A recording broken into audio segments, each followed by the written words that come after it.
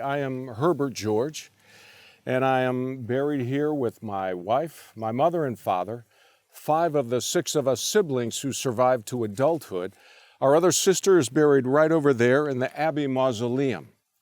We were a close family in life, and as you can see, we remain so in death.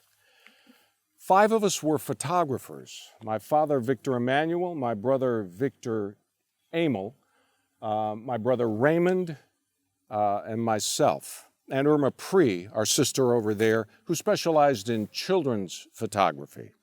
Our father, of course, got us started in the business. He had a studio in Chicago in 1897 when his friend John Peter Altgeld, also governor of Illinois, talked him into coming down to Springfield and opening a studio here. So with a partner, he went into business in a building called the Pyrrhic Building on the east side of the square in downtown Springfield. It was a perfect location for business, and it became a perfect location for photography with the addition of a skylight.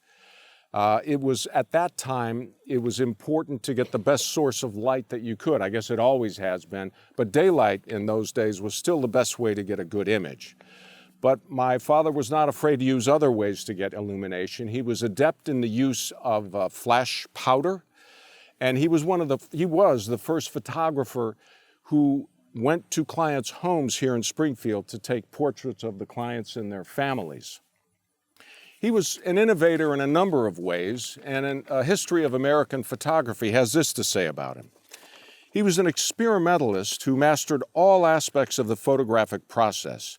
He had a taste for panorama cameras and outside event photography, as well as the studio portraiture that was the bread and butter of the professional photographer. And when my father died in 1911, Victor, Raymond, Irma, and I took over the family business.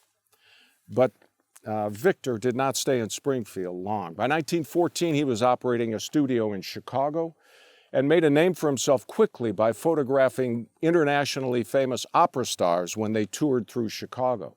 This in turn led him to connections in New York, where he opened a studio just a couple of years later on West 57th Street. In his early days, he became the favorite photographer of the 400, as it was called, which was a group of the upper crust of New York society. He was their favorite photographer, and in 1916 and 1917, full-length portraits of them graced the pages of monthly editions of Vanity Fair. Quickly after that, he got involved in the budding film industry in New York. He designed art titles for films and also was the still photographer, working with artists such as D.W. Griffiths. Also at this time, he became the in-house photographer for Florence Ziegfeld and the Ziegfeld Follies.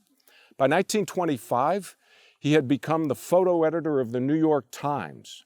He had a remarkable method of taking photographs and tremendous sense. His photographs were thought of as art in terms of composition and lighting. A local reporter from Olean, New York, asked him in the 1920s how he did it, and this is what he told her. I would leave my subject alone in the studio for a few minutes to let them get accustomed to their surroundings.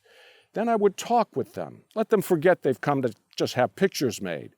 During this conversation, I would be studying them, deciding for myself the type of a portrait I will make of them.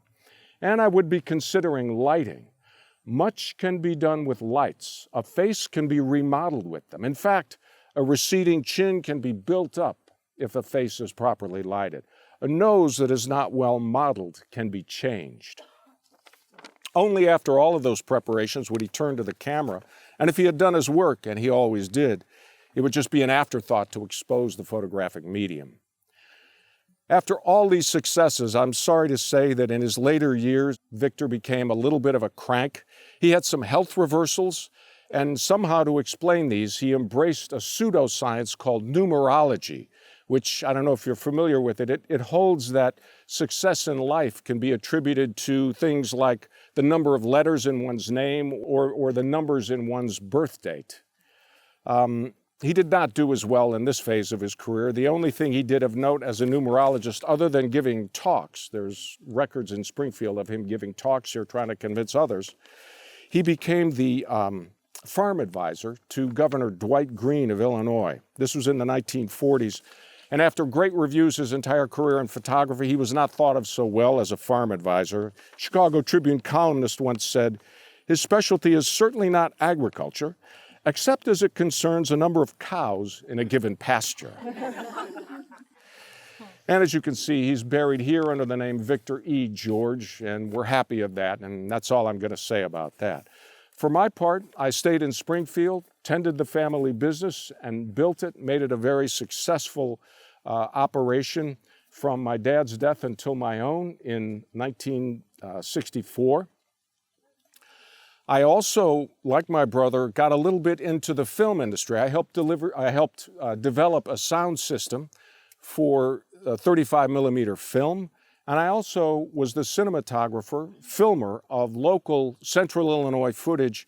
If any of you remember the newsreels they used to show before movies, Pathé News was an international leader in those, and I did film for Pathé News in the 30s, 40s, 50s. The crowning glory of my career combined my two loves in life, photography and circus performers, when I was asked to be the production and still and publicity photographer for Cecil B. DeMille's extravaganza, The Greatest Show on Earth. Over the years I worked here, if I may say, we took a variety of photographs, people, buildings, ways of life. A tremendous archive was developed, some 500,000 negatives and glass slides. And these continued after my death in 1964 until, sadly, February 19, 1980, a tragic fire in a building downtown, electrical fire, destroyed almost all of those records, priceless records of the history of Springfield. Happily, about 10% survived.